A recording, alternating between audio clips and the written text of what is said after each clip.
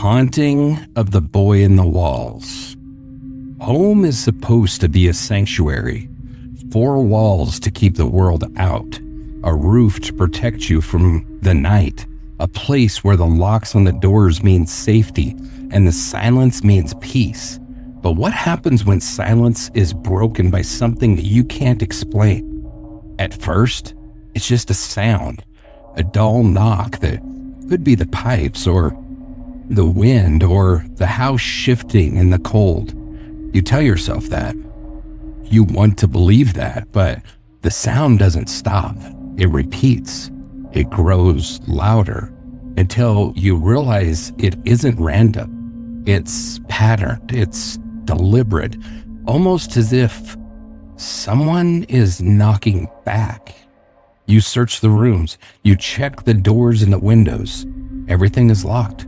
Everything looks untouched, and yet the sound keeps coming from the walls, from the very bones of your home. And then one night, you find something even harder to explain. Words, jagged, uneven words scrawled across the walls of your own bedroom. Messages that don't belong. Messages that you didn't write. Messages that taunt you, that mock your fear, that tell you someone is inside, watching. Your home no longer feels like your own. The air grows heavy. Shadows seem to linger longer than they should. Every creak in the floor makes your skin crawl. Every whisper of wind against the glass makes your pulse race. Because deep down, you know this isn't just your imagination. And then, the moment that shatters every fragile excuse you've told yourself, a figure steps out. Not a ghost, not a nightmare conjured by sleepless nights, but a boy with an axe in his hands. A boy whose eyes don't hold fear, but hunger. This is not folklore. This isn't an urban legend whispered at sleepovers or a story told to scare children on Halloween night. This is real. This is the story of a predator who blurred the line between the supernatural and the all-too-human. Someone who didn't just invade a home. He lived inside of it. Tonight, we pull back the veil on one of the most unsettling cases that you'll ever hear. A case where safety was stripped away, walls were turned into cages, and fear itself became flesh and blood. Because sometimes the most terrifying thing in the world isn't what waits for you outside in the dark. Sometimes it's already here, already listening, already watching, already in the walls.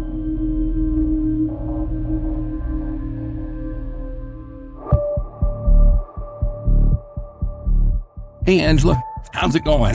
Hi, John. It's okay. How are you? I'm good. I'm good. Okay. Yeah. Trying to get back to some semblance of normality, but yeah, I'm good. We'll get there.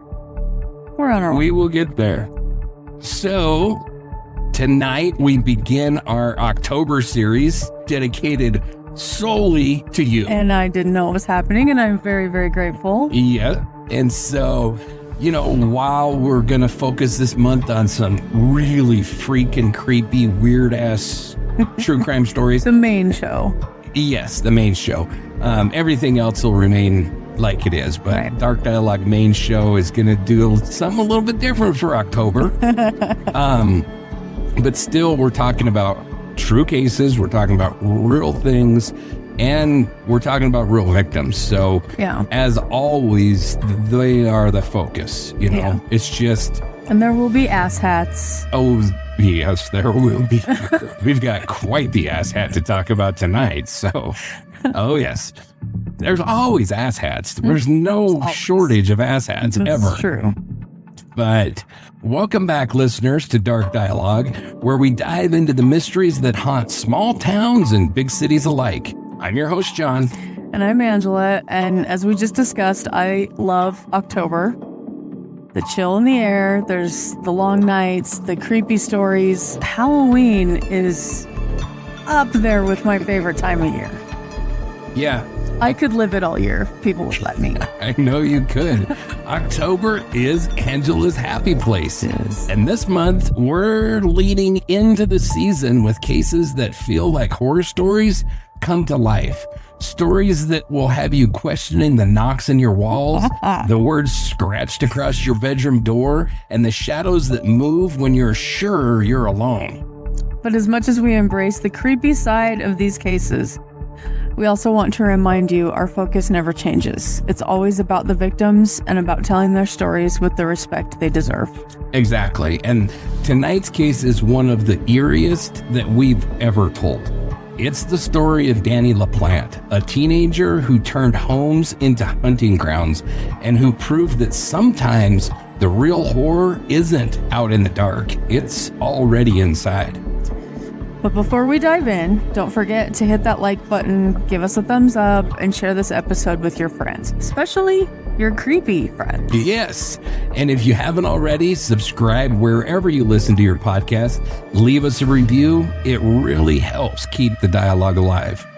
You can also be part of our community, support the show on Patreon or Ko-fi, or join us through the Dark Dialogue Collective to help with victim advocacy and research. So settle in. Maybe turn out the lights if you're feeling brave. Remember, when it comes to Danny LaPlante, the scariest part wasn't what lurked outside. It was what was already in the walls.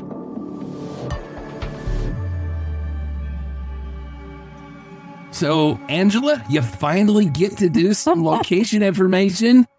I did. And you have a lot this month. Yeah. I've got another one for you right now. I got a new one. Oh, man. Yeah, you got He's a on lot.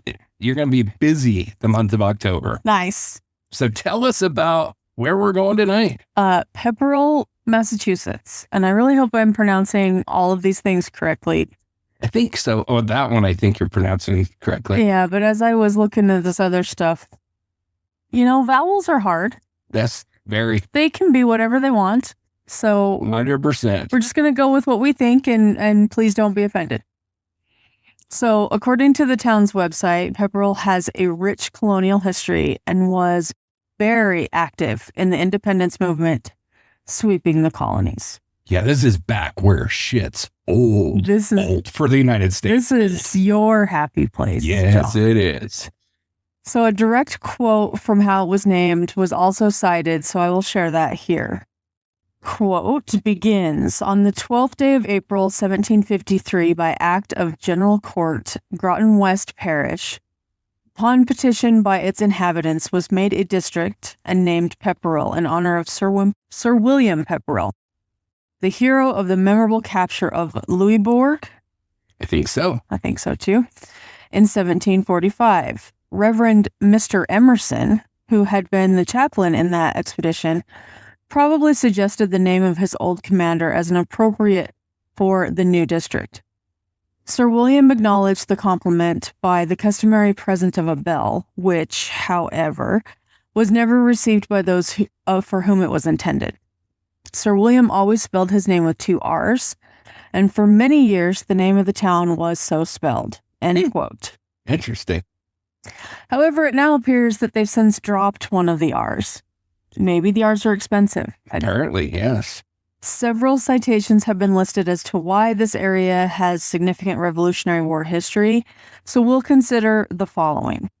August 29th, 1774, the raising of the Liberty Pole and the first American flag flown in open defiance against the crown. Wow, that's pretty huge. I didn't know that. You did not know that? No, that's really freaking cool. I might have information you didn't know. You definitely do. That's way freaking cool. I'm betting you know the rest of this information. We'll see. On April 19th, 1775, several Pepperell men went to the Old North Bridge in Concord, the site of the infamous shot heard round the world, marking the start of the Revolutionary War. He's shaking his head, so he knew this. Yes, I did. Prudence Wright, said to be an amazing woman, led other women to guard Pepperell's covered bridge, resulting in the capture of a British spy. I didn't know that, but that's a cool story too. I keep looking, like, does he shake his head? Did he know? June 17th, 1775, Colonel William Prescott was the commander at the Battle of Bunker Hill, said to be one of the bloodiest battles of the American Revolution, with over 1,500 casualties combined between both sides. This would be where Colonel Prescott was cited for giving the famous command that I'm sure John will say with me, don't fire till you see the whites of their eyes. Do you know why that was said? I don't know. It is said that he said that to conserve ammo and provide accuracy on the shots. So the census records indicate that by 1850, there were 1,754 residents, growing to 10,098 people in 1990, which is near-ish where this story takes place. Yeah. It is estimated to have 11,710 residents in the year 2023. So, a relatively small town. Yeah. Well, thank you for that. You're welcome. So, we're going to start by talking about a couple of sisters, the Bowen sisters. So, Tina Bowen and her sister Karen's early lives were marked by both childhood innocence and profound tragedy, all taking place in the small community of Pepperell, Massachusetts. So, Tina Bowen was born in May of 1972, and her younger sister Karen was born in May of 1978. So the children were raised by their parents, Frank Bowen, and their mother, whose name I really couldn't find the mom's name. And then there was also mention of a third sister, Kathy, who was adopted into the family and was close to the age of Tina, but I really couldn't find anything else about that in any other coverage of this case that I've watched, read, listened to. I never heard her mentioned at all. So I don't know really what the whole story is with that, but I wanted to mention it because I did find that. So far in my love for creepy, I don't know this story, so I'm pretty interested to hear you freaking creepy. Tell us about it. It's so creepy you talk through your teeth. It's freaking creepy. So the greatest trauma of their young lives was the death of their mother, who passed away from cancer when Tina was around 12 and Karen was around 6, which would place the death around late 1984, early 1985, right in that time there. So this loss had a massive impact on the girls. The story's not very old then. No, 80s. Yeah. I mean, it was extraordinarily traumatic for the girls. Of course, they lost their mother. And not only grieving their mother, but also dealing with the sudden vacuum in the family support and in their daily structure, and every child that loses a parent goes through this. It's not just that the parent's gone. It's the absence of everything that parent did in the family. Yeah. So after their mother's passing, Frank had to become the sole provider, the single dad and the breadwinner. So this meant that he had to work long hours, which left the girls frequently alone at home after school. And everything that I learned about this guy, he was a freaking stand-up dude, and he just stepped up and did what he had to do. But this is the reality of it, when as single parents, both of us can attest that, it's tough. And when you have, a 12-year-old who is the age where, kids are going to start babysitting anyways and stuff. Yeah. It wasn't, I don't think, at all irresponsible for Frank to, leave the girls alone while he had to go out and work so he could keep a roof over their heads and stuff. And so the family was described as exceptionally close before the mother's illness.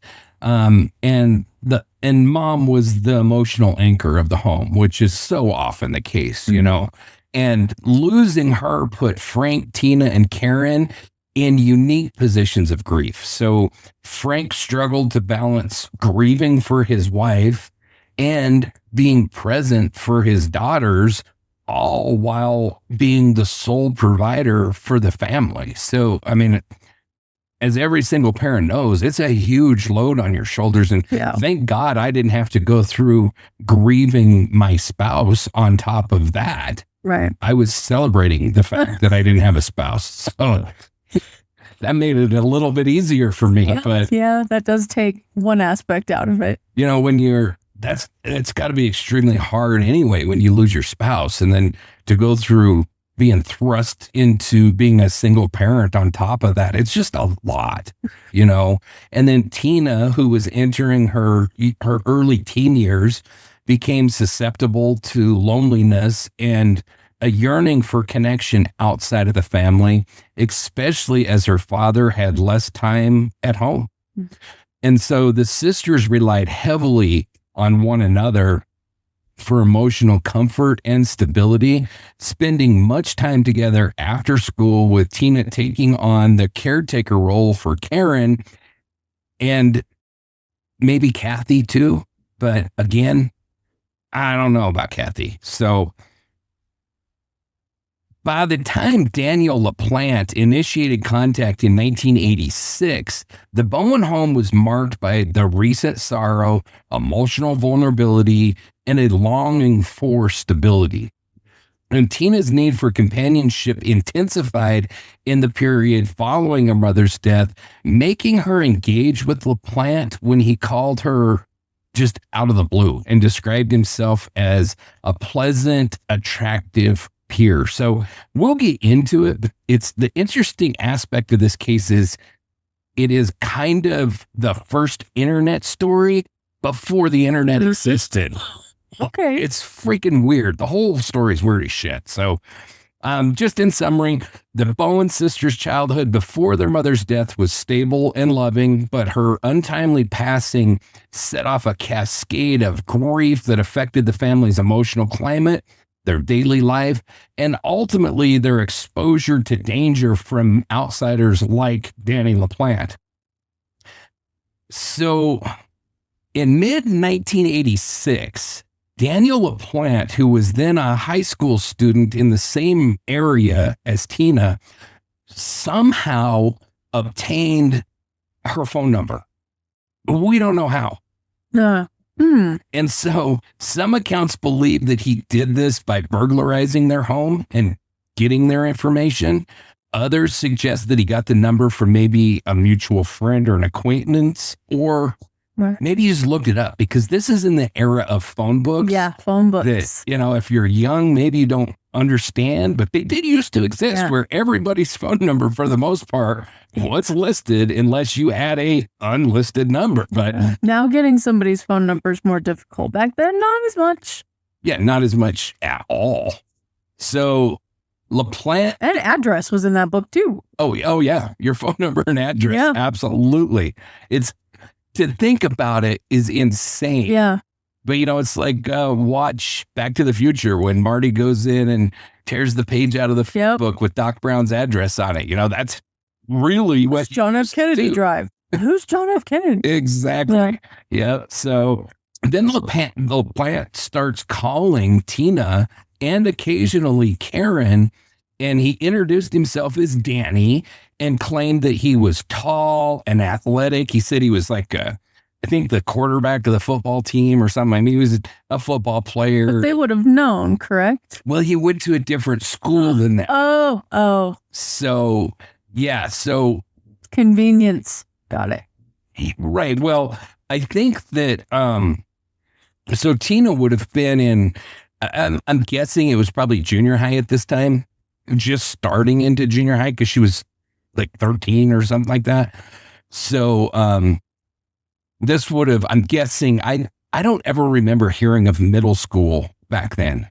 I can't speak about Massachusetts, but out here, definitely not. It was junior high.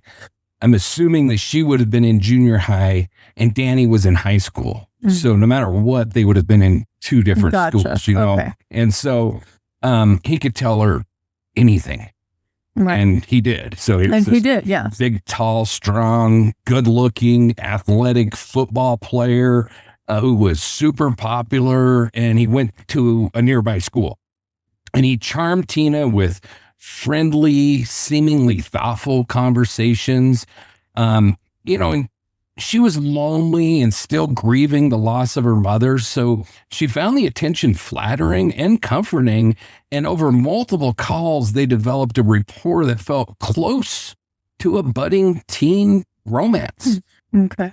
After several weeks of talking on the phone on a pretty much daily basis, LaPlante asked Tina to join him for a date at a local fair, and she accepted. And, obviously, you were a young teen girl. You could see her. She's all excited and trying to pick out the perfect dress or whatever. And, like her first date with the cute boy. And so when he arrived at the Bowen home, Tina was immediately jarred by the reality.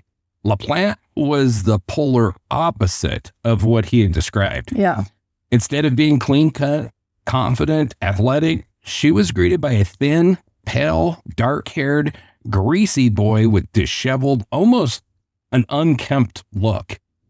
And so this is what I say when I said that this is like your first internet thing before. Your first catfish. She was catfished. Yeah. 100%. And this was back before any of us even knew what the hell that meant. Yeah. It's strange because in the internet world, you can catfish somebody just kind of like the Tom McDonald tall, hot blonde situation we talked about, with no real indication that you're ever going to actually meet them. Mm-hmm. So you can catfish it. You can keep that shit going for years. But this guy, was he smart? Yeah. How do you catfish and then set up a date?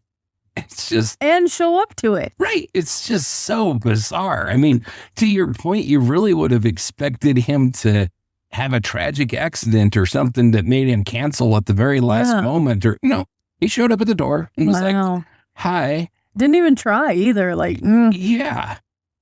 But despite her shock and disappointment, Tina, who is a sweet girl, trying to be polite, she agreed to keep the date to avoid any confrontation or anything. So during their time at the fair, Tina found LaPlante to be awkward and oddly fixated on her recently deceased mother.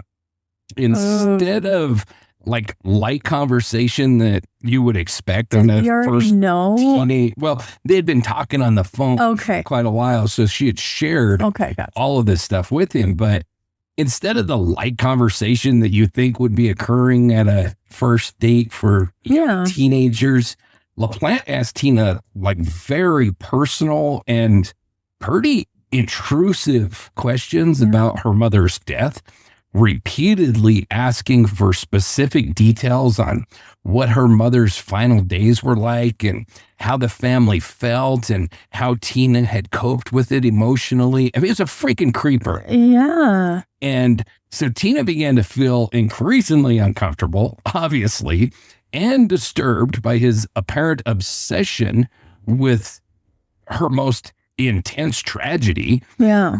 Which seemed to go far beyond any kind of normal curiosity or sympathy. And the date, which lasted just over an hour, became pretty tense and uneasy. And so Tina finally was politely extradited herself from this situation. And she got home as quick as she possibly could. Because, you know what it's like. She was getting creeper vibes, and she's like, I got to get away from this freaking lunatic. Yep. So Tina did not agree to ever see LaPlante again after this weird-ass date, and she chose not to answer or return any of his calls. She ghosted him in today's lingo, right? But the first catfish, the first ghosting. Right.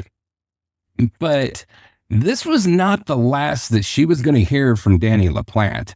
His obsession had just begun, and he would soon escalate this intrusion from phone calls to an eventual infamous secret occupation of their home. So the courtship, if you can call it that, between Tina and Danny was really short-lived, but very pivotal. It started with a lie, rapidly turned very uncomfortable and triggered a sequence of events that devolved with emotional manipulation to outright horror. So during the months leading up to what would become the final confrontation, the Bowen family endured a deeply disturbing campaign of psychological terror that pushed the boundaries of what would later become known as frogging, or living undetected inside someone else's home. So after this weird ass creepy date, Danny's obsession escalated, and he used his skills as a burglar to gain entry to the Bowen home on Lawrence Street in Pepperell, Massachusetts. And once inside, he discovered an extremely cramped crawl spaces, and some reportedly were only a few inches wide. And he constructed a network of tunnels that allowed him to move unseen throughout the home. He drilled peepholes so that he could like look in on Tina's room and stuff. And he established hiding spots that allowed him to monitor the family's activities in secret. So his campaign began in earnest after Tina and her sister Karen, who were trying to cope with their mother's death, decided to hold a seance. And so they used a Ouija board and attempted to contact her. And LaPlante was spying and saw this, and then he exploited it. And so then he started staging this ghostly phenomena to try to terrify the girls. So shortly after they held this seance, then they started hearing like rhythmic knocking and tapping from within the walls of the house. And the girls obviously, they initially interpreted this as their mom trying to communicate with them. Yeah.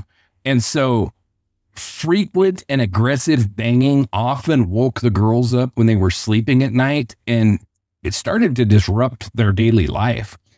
Objects around the house would move inexplicably. Sometimes he would like rearrange the furniture, and other times food would disappear from the kitchen or change location. Household items would appear in like odd places. Lights started flickering, TV channels changing without explanation, as well as, you know, episodes of like food and drinks and stuff disappearing. And like I said, the girls thought this was their mom haunting them. Right. Essentially. And then taunting messages that were scrawled using ketchup, mayonnaise, and shaving cream started showing up on the walls. Stuff like, "I'm in your room, come and find me," and "marry me." And during periods of disappearance, it would then say, "I'm back, find me if you can." So, you know, this shit would go on for a while, and then they wouldn't have anything happening for a little bit. And then a message saying, "I'm back, come find me," would show up on their walls. And then they found condiments. Yeah, ketchup primarily. Wonderful. And then a knife was found stabbed into the wall, pinning a Bowen family photo. And then further acts of vandalism, such as a bathtub full of urine. Yeah, mom's not doing this, people. Yeah, right. And so there, a bathtub full of urine, pennies scattered all over the floor, just shit like that. Just weird. I mean, the bathtub full of urine is exceptionally strange, but yeah, obviously, you know, during this time, the girls, you know, went to dad and was like, Dad, and he's like, and I can understand exactly where this guy was at. You know, at first he was like, okay, you know, and then the girl said that they did this seance, and then he's like, damn it, quit scaring yourself. Yeah. Stop doing this shit. And then more stuff would happen, and he would be like, you guys have got to stop this shit. You're just scaring yourselves. I've had this conversation with my kids, you know, when they're in telling scary stories or something, and then all of a sudden they're hearing shit, and you're like, you're just scaring yourself. There's nothing in the And walls. all of a sudden, they're all sleeping on your floor. Right. Mhm. Yes. But I think every parent has gone through this. Yeah. And you just know what's happening. And you're less like, would you just stop? And The problem is I scared Steven more than he scared himself. that doesn't surprise me at all. But obviously, Frank blamed the girls for Yeah. putting the messages up, for doing all of the stuff. And Opening themselves up and causing problems. Yeah. right. And, I mean, it's easy to be critical of the guy, but if you really put yourself in his situation, I know that he was like, you rationalize this. My reaction would be exactly the same. I would be like, these girls have gone through a serious trauma. They lost their mom. I'm busy. I'm working all the freaking time. They're alone. They're crying out for attention. They're trying to get my attention. That's logical. I think every parent can understand that mindset. Exactly. Like, yeah, okay, I get where he's coming from. So, he was like, he actually did what any responsible parent would do. He got them into counseling so that they could get past their mother's death, which he was sure was the cause of all this. So for a dad in the 80s to get his girls into counseling, like that wasn't near as popular and accepted as it is now. And it's barely accepted now. And, back then, especially with men, the approach would have been 9 times out of 10.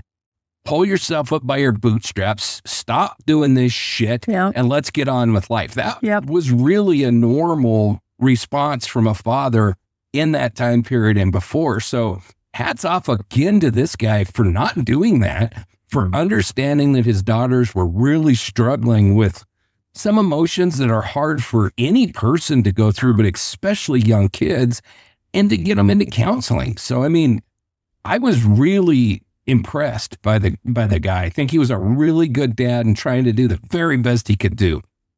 But it didn't help. And the girl's fear only grew more as the hauntings escalated.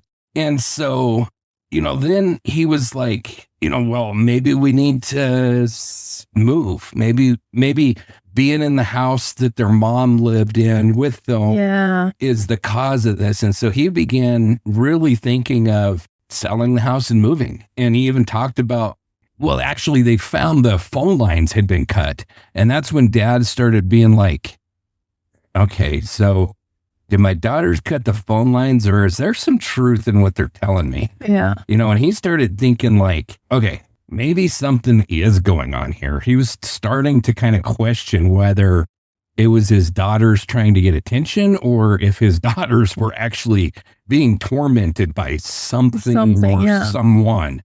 And then the terror culminated on the night of December 8th, 1986. So the Bowens returned home that evening to find, well, actually the girls came home first and they found radios all over the house, the televisions all like cranked up as high as they could go and on like the static channels. Oh, so it's like that show everywhere, as loud as it can be from every radio, and probably the only TV in the house because it is 1986 when we used to only have one. Yeah. The house was ransacked. There was the telltale signs that someone had been in there, such as a used unflushed toilet in the basement and a new message. This guy was nice. Yeah. And a new message on Tina's bedroom wall that said, "Marry me, Tina." So the girls freaked, obviously. They ran to the neighbor's house. Saying that shit either. No. They ran to the neighbor's house. Neighbor called Frank and said, "Oh, you need to get over here." Frank came home from work and he went in to search the home, and he was, going through the home, going through every room and all this. And he opened a closet and he came face to face with Danny LaPlante. And Danny was wearing a dress and he was painted, his body was painted with condiments, his favorite ketchup, mustard, mayonnaise, weird shit. It's making fry sauce. He had like used it to rub in his hair and make his hair spiky with like ketchup mousse or man. whatever you want to say. Where were his parents? Well, yeah, we'll get there. But, and then, and he was holding an axe in his hands, and he came out after Frank, and he ordered the family into a bedroom, but Frank was like, kiss my ass, and he barricaded the door, and then he had Tina jump from a second-story window, and so then the police were called, obviously, and they come in, and after evacuating the family, they searched the home, and they found Daniel hiding in a crawl space in the walls, in the foundation, and they found all his weird-ass little tunnels connecting different areas of the house, and all the evidence of his extremely elaborate and disturbing occupation of the home. Then, obviously, the little freaking psychopath is arrested. And no, I mean, he is a freaking psychopath for sure. The little psychopath was freaking arrested and everything, right? And Frank and his family left the house to just temporarily. They stayed somewhere else. I couldn't find if they had like family or something. Yeah, if they'd stayed with family or if they just got in a motel room or what. I couldn't figure that out for sure. But on December 10th, so all this shit happened on December the 8th, right? So then on December the 10th, 86, Frank returned to the house to get some of their belongings, obviously. But before he entered, he spotted Little Psycho's face peering at him through the front window of his freaking house. Oh, jeez. And so obviously he immediately called the police department again, and they come in and he found, a knife stabbed into the wall like we talked about. Mm-hmm. And then they freaking arrested the little shit again. And he was charged at this time with breaking and entering of a dwelling, 4 counts of kidnapping for Frank, Tina, Karen, and Kathy, who is so strange, this Kathy situation. I don't even know what to tell you about it, but I include it because I found it in the research, but it's like I'm the only one talking about it, so I don't know for sure. But he was also charged with 4 counts of armed assault in a dwelling, larceny, and malicious destruction of property, which is damages over $100.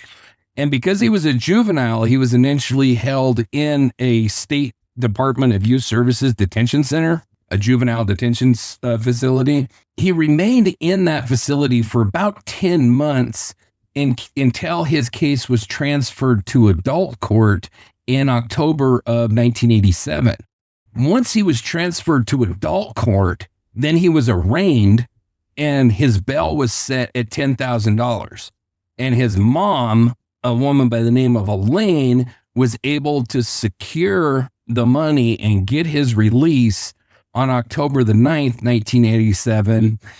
And she actually took out a second mortgage on her home to get him out. LaPlante returned to live with his mother and his stepfather in Townsend while he was awaiting trial. And his trial for all of this shit was scheduled for December 11th of 1987. So following all this weird shit with this little freaking psychopath, police strongly advised Frank and his daughters to leave their home immediately for their own safety.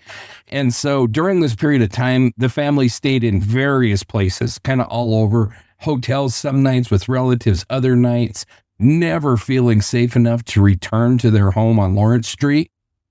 And the trauma was so deep that before LaPlante's arrest, Frank had listed his house for sale in the Boston Herald in November of 86. And following months of all of the weird shit and then coming face to face with a freaking cross-dressing psychopath dressed up in freaking mayonnaise mousse and ketchup on his face. And I mean, shit don't get any weirder than this story. I'm telling you what.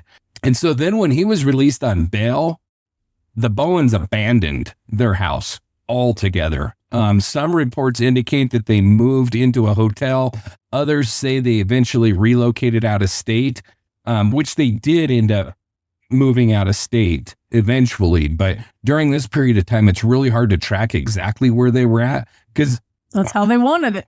Yeah, and they're living a transient existence. And this is a family that's already gone through enough shit. And now they have to abandon their house because they let this little psychopath out of freaking jail. And so obviously the emotional and financial strain was immense on this poor family. Frank described himself as being absolutely broke, and the family is being emotionally disturbed by the whole ordeal. And Frank was publicly furious over the bail ruling.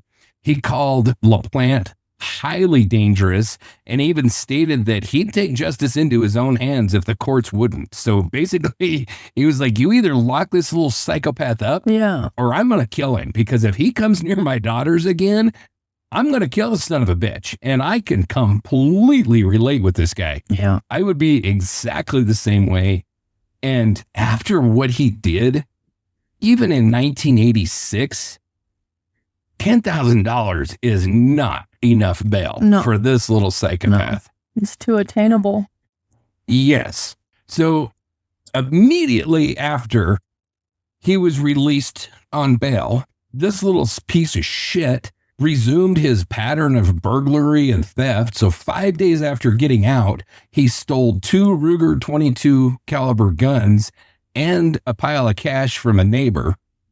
And he consistently lied to his family, who found evidence of his crimes, but just accepted his false explanations. I mean, they were either just completely oblivious or lying to themselves or in denial, or I don't know. I mean, if your kid was arrested for, first of all, I think what you mentioned earlier gets to this point. How is this little psycho allowed to live in the walls? Where in the hell are his parents? Yeah. Why are they not? Where were you? Yeah. You get your ass home by this time every day. Exactly. You know, like, it seems like. Especially when her house is on the line. Right. You'd think that, I mean, you would really think that, I don't know. I think they're a big part of the problem is what I'm getting at. So for the next several weeks, he continued breaking into local homes, including the first burglary of a home that was owned by the Gustafsons, who we will be talking about, where he stole electronics and coins that he then hid at his brother's house. And then he began seeking 22 caliber bullets. He stole the 22 caliber guns, and then he started seeking bullets for these guns. And so he was asking his friends. He had friends? Apparently. Okay. Asking his friends for 22 caliber bullets. And then he began rehearsing the use of these weapons. He was basically play acting, using these weapons for further violence. And so he obviously showed signs of premeditation. He was practicing with the firearms and planning much more serious crimes. Despite being on bail and under suspicion for other terrifying offenses, no significant supervision was present that would prevent him from repeating and even intensifying his criminal patterns, which I think is a failure on every front. I think it's a failure that there's not a probation officer freaking in this kid's, following this kid around in his life at all times. I think it's an absolute failure that his parents bail his ass out of jail for, we're not just let him do whatever he wants afterwards. Yeah, we're not talking about somebody stealing a package of Wrigley gum from the freaking corner store. Mm-hmm. He freaking broke into and lived inside a home while terrorizing a family for months. It just blows my mind. So obviously, with no real restrictions and mounting evidence of his danger, he committed very heinous acts. So we need to talk about the Gustafson family. So they were a loving, close-knit household that lived in Townsend, Massachusetts. So it was a family of Andrew Gustafson, who was the father. He was a respected small-town attorney who was known for his compassion, kindness, and devotion to his family. Priscilla Jean Morgan Gustafson, who was born January the 13th, 1954, who was the mom. She was a warm, nurturing, and active mother and a well-liked nursery school teacher in the community. She was 33 years old at this time and several months pregnant with their third child. And then there's Abigail Gustafson, who was the first child, who was born December the 8th, 1979. She was described as a joyful and loving child who was curious and who was about to celebrate her 8th birthday. And then there was William Gustafson, who was the younger child. He was born November the 12th, 1982, making him 5 years old at this time. And he was described as funny and playful and very affectionate. And then, like I said, they were expecting another child at this time. And so Andrew and Priscilla met at Worcester State College and married in 1975. Andrew later graduated from Boston College Law School in 1978, and the couple moved from Ashby to Townsend soon thereafter. And they settled at their home at 3 Saunders Road in Townsend, which was surrounded by woods and offered the children a peaceful, really idyllic environment to grow up in. And the Gustafsons were active in the Townsend Congregational Church, fostering close ties in their faith community.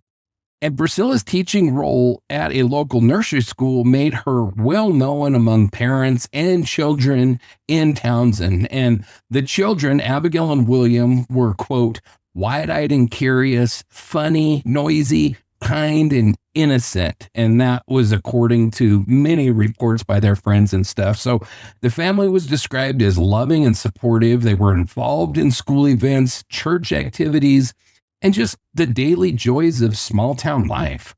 On a typical day, Priscilla would take William to his babysitter, and then she would run her errands and whatever, take care of her teaching duties. Because like I said, she was a nursery school teacher.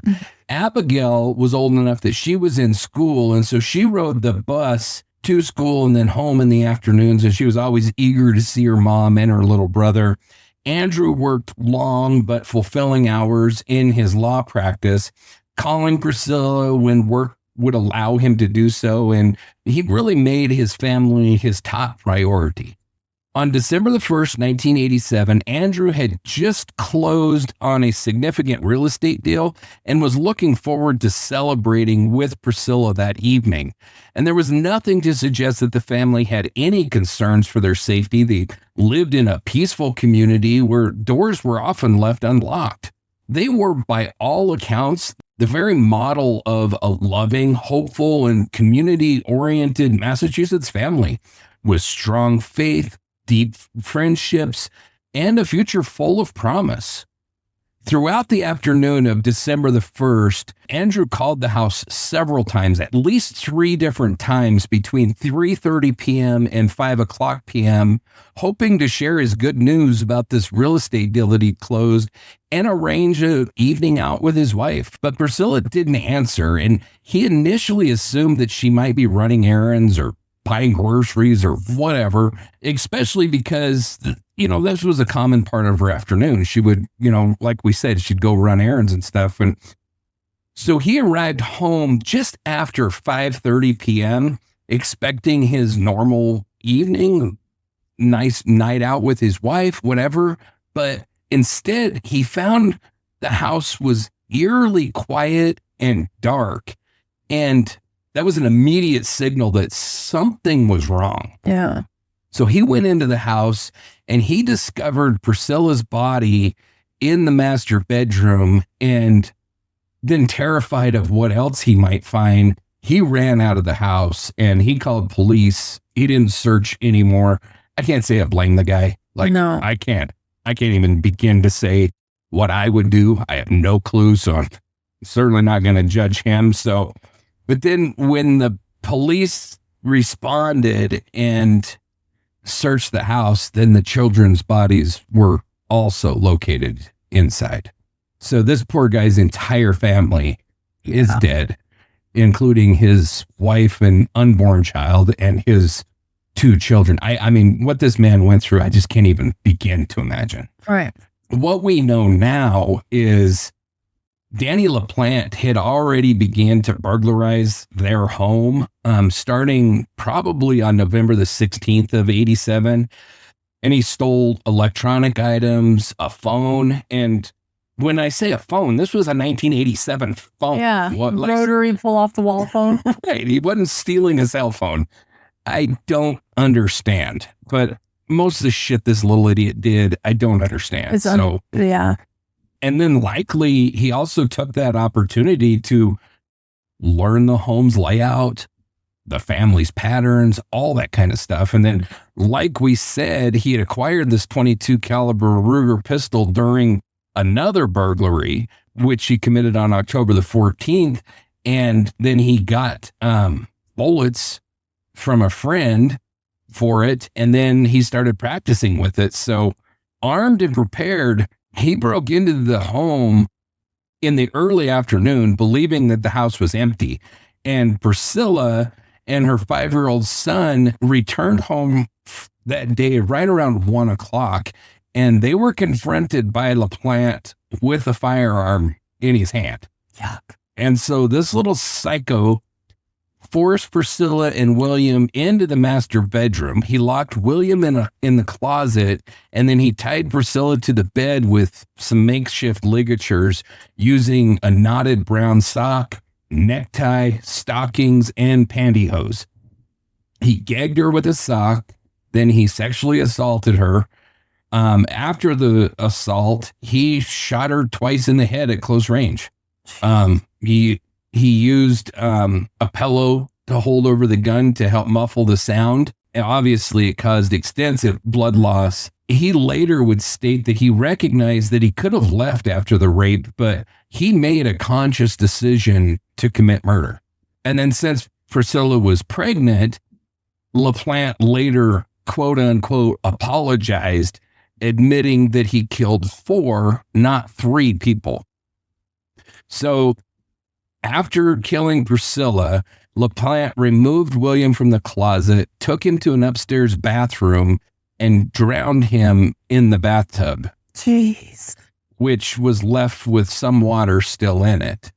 And then, as this little piece of shit prepared to leave, 7-year-old Abigail arrived home from school, and he coerced her into a downstairs bathroom where he drowned her in the bathtub. So Abigail suffered blunt force trauma to the head and compression of the neck, indicating that she resisted fiercely, but, she was a little girl. Yeah. And he was a piece of shit monster. So he was able to drown her in only a few inches of water. And then after the killings, he calmly returned home to eat. And then he attended his niece's birthday party, showing absolutely no outward signs of any emotion or concern about what he had done. The poor freaking father, and what I can't even imagine what that poor guy went through with all this shit. So obviously the police then collected evidence. They found 2 22 caliber cartridge casings. Tests would later link those to the stolen Ruger pistol. They found semen stains on the bedspread that matched LaPlante's blood type. Obviously, this is before DNA, so we only had blood typing at this time. A blue and white flannel shirt and wet gloves were discovered in the woods between both houses. Fibers from the shirt matched LaPlante's clothing, and a strand of Abigail's hair was found on his socks. And then they also found, so it was a cordless phone. It was one of those old cordless phones that he took. Not to be confused with a cell phone. This was like the old cordless phone. It was like the size of a freaking brick. They were huge, They actually called them brick phones. Yeah. And so, but they found the stolen phone, and he also stole a cable box from their house. And so, when they completed their searches and stuff, they found that. They also matched his sneaker prints 2 shoes that he had. And then police found an untouched beer at the scene, showing the same type of taunting, remorseless behavior that LaPlante had demonstrated terrorizing families before. He would later admit that he felt no empathy, and court psychiatrists described him as lacking any emotional response or any remorse whatsoever. LaPlante was located at the local library where he was being tutored. He was calm, and he provided a false alibi, claiming that he was watching MTV at home all day and only left when he went to his niece's birthday party.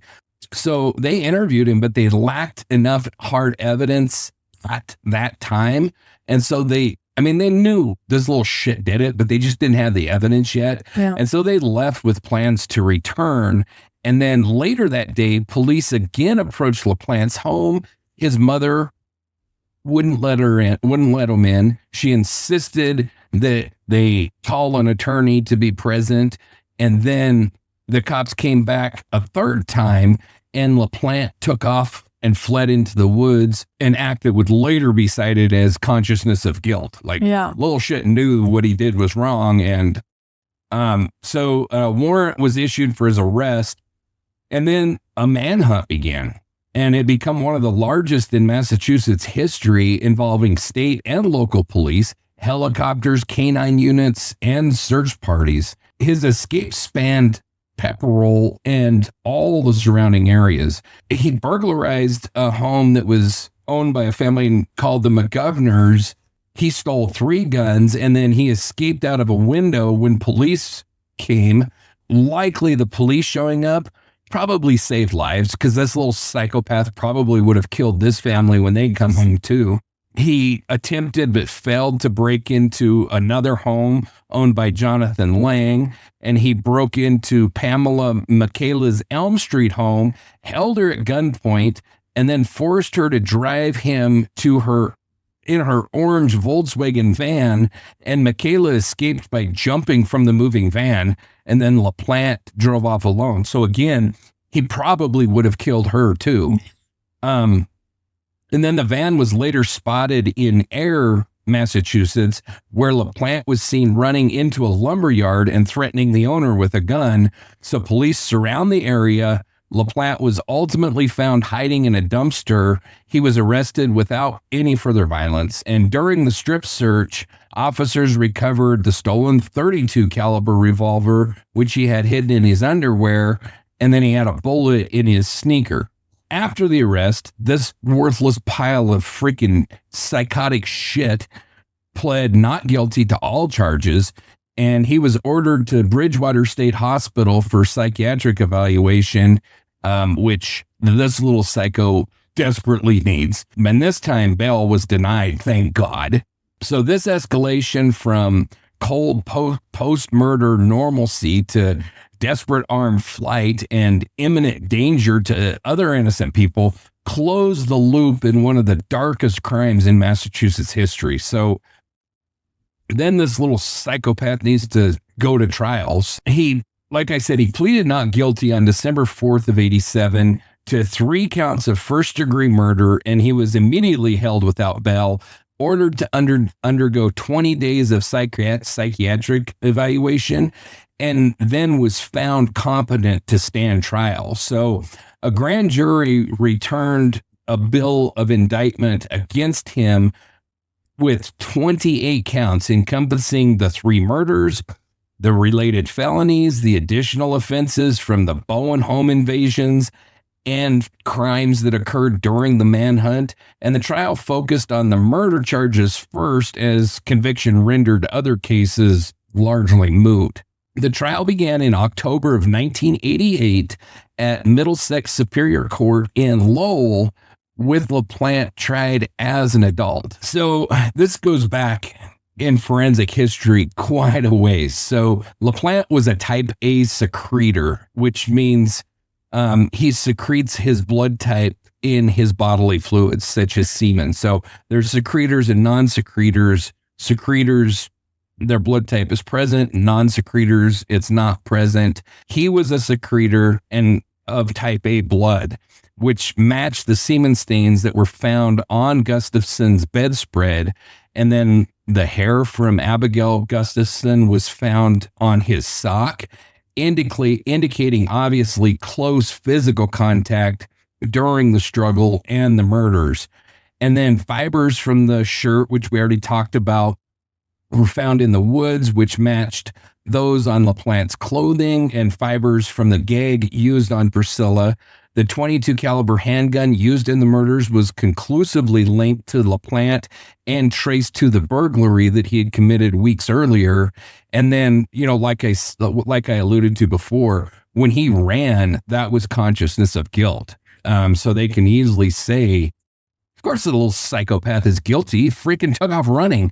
We had to have a huge manhunt for the little psychopath. The defense was led by Robert Casey, and he attacked the technicalities of the evidence, including the validity of the search warrant, and suggested that LaPlante had been a scapegoat. And he hinted to insanity due to the bizarreness of the crimes, but presented no substantial case for criminal insanity. The judge refused an insanity instruction to the jury due to the lack of any supporting evidence, and LaPlante did not testify. So after just 5 hours of deliberation on October the 26th, 1988, the jury found this piece of shit guilty of all three murders. Judge Robert Barton imposed the maximum sentence, 3 consecutive life terms without parole. So once this little shit dies, he owes us 2 more lives. The piece of shit. We're going to take him. So the judge stated his regret that Massachusetts didn't have the death penalty, saying, quote, "I personally could pull the switch," end quote. Hoorah, 100%. Yeah. Hats off, Judge. Nice work. He made it very clear that the intent was for LaPlante to spend quote, "spend the rest of your life behind bars with no parole, no commutation, and no furloughs," end quote.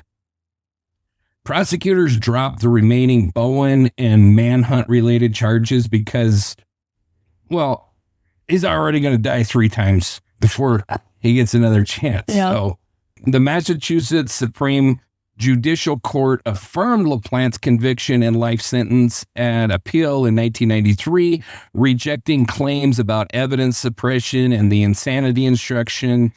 Then there was a landmark Supreme Court ruling that outlaws a life sentence without parole for juveniles, which prompted a review, leading to a 2017 resentencing hearing. And I don't know if you're familiar with this. I mean, it's a landmark case. It comes up so often. Basically, the Supreme Court said that if a juvenile is convicted of a crime, he cannot be sentenced to life without parole unless that is reviewed later. Oh, okay. And so in March of 2017, when this piece of shit was 47, he sought a reduction in his sentence. He apologized in court. Expert psychiatric testimony refuted his remorse as genuine and described him as highly antisocial and lacking any empathy. Victim impact statements also urged maximum punishment.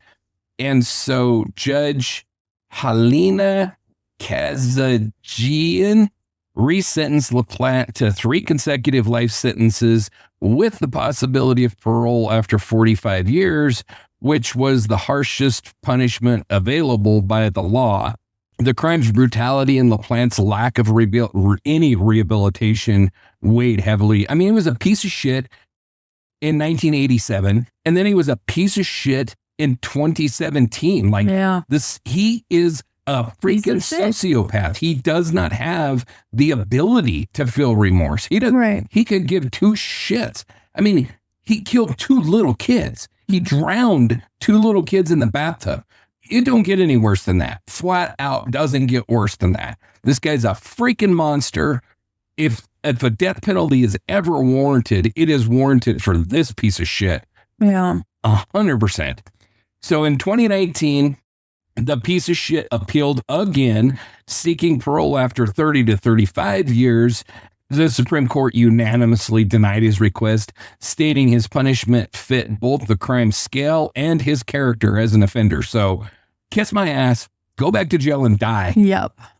He is incarcerated at MCI Norfolk. His first parole eligibility date is in 2033, when he will be 62 years old. He's continued to file lawsuits for various prisoner rights complaints. I mean, he is just the quintessential piece of shit. I hate this guy. So there you have it.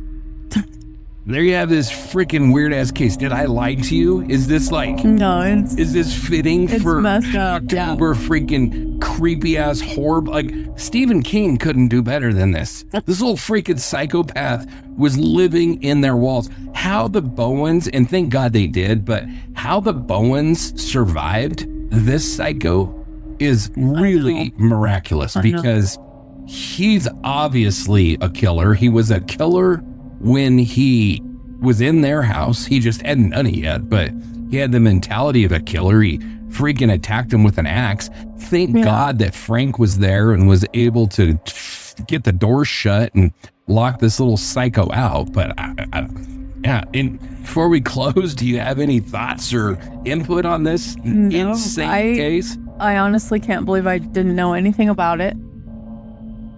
I mean, I've heard of the frogging incidences, but I've never heard this one. Yeah, and like, I mean, it's not the only case where like somebody was living in. I mean, it's the only one that I'm aware of where somebody was actually living in the walls. Yeah. But I've heard of them like living in the attic and shit like that. Oh yeah. He was living in their. I don't know, man. It's just so freaking creepy. And then, you know, to come home and not only find somebody in your house, but to find a psychopath in a dress with an axe with condiments smeared all over him. Like, I don't know, man. It's like I said, man, this shit is stranger than fiction. It's very, yes. So, home should be where the fear ends, but for the Bowens, the fear began inside their very walls. Every knock in the night, every scrape of wood, every whisper in the dark was not a ghost, but a predator waiting in silence. He wanted them to think it was their imaginations. He wanted them to believe their grief had twisted into hallucinations. But it wasn't. It was Danny LaPlante, a boy who turned himself into the monster of their home, a boy who wrote messages across their walls in ketchup and mayonnaises, though each word was carved into their sanity. A boy who crawled through crawl spaces like a living shadow, drilling peepholes to watch children sleep until finally he emerged with an axe in his hands. And the scariest part? He wasn't supernatural. He wasn't a demon or a phantom from beyond. He was flesh and blood, a reminder that the real monsters don't need myths to make them terrifying. Halloween is the season when we decorate our porches with jack-o'-lanterns, when we laugh at haunted houses, when shadows seem to stretch longer across the ground. But the story of Danny LaPlante strips away the laughter and replaces it with something colder. The creak in the floorboards, the scratching of dry leaves against the window, the faint sound of knocking from a place no one should be. And while his crimes began like a ghost story, they ended in something even darker. The murders of the Gustafson family. Priscilla, just 33 years old and pregnant with her third child. Abigail, a bright and curious 7-year-old. And William, only 5. Still in the age of laughter and play, their names, not his, are the ones that we remember tonight. Their lives matter far more than the shadow who stole them. So, when you blow out your candles this October, when you watch the carved grin of a jack-o'-lantern flicker and fade, when the house settles in the quiet hours before sleep, ask yourself, Is it really the wind that you're hearing? Or is it something else? Something closer? Something already inside? Because you don't need ghosts to be haunted. You only need someone who knows how to hide. So this does it for this episode of Dark Dialogue. If tonight's story left you unsettled, that's because it should. The true horrors are never in the movies. They're in the lives interrupted, in the victims we remember, and in the shadows of the places we once thought were safe. And it's October, which means we'll be bringing you more cases this month that carry that Halloween chill. Stories that feel like nightmares, but are tragically all too real. If you found tonight's episode powerful, help us keep going. Hit that like button, give us a thumbs up, and share this episode with your friends. And don't forget to subscribe wherever you listen to podcasts. Leave us a review. It helps us grow, helps more people find the show, and keeps the dialogue alive. If you'd like to support us further, join our community. You can back the show on Patreon or on Ko-fi, or get involved with victim advocacy through the Adopt a Victim program or the Dark Dialogue Collective. You can play a direct role in helping to research, remember, and keep alive the stories of those who deserve justice. Your support means everything to us and to the families who continue to live in the shadow of these crimes. Until next time, keep your candles lit, your doors locked, and above all, keep the dialogue alive.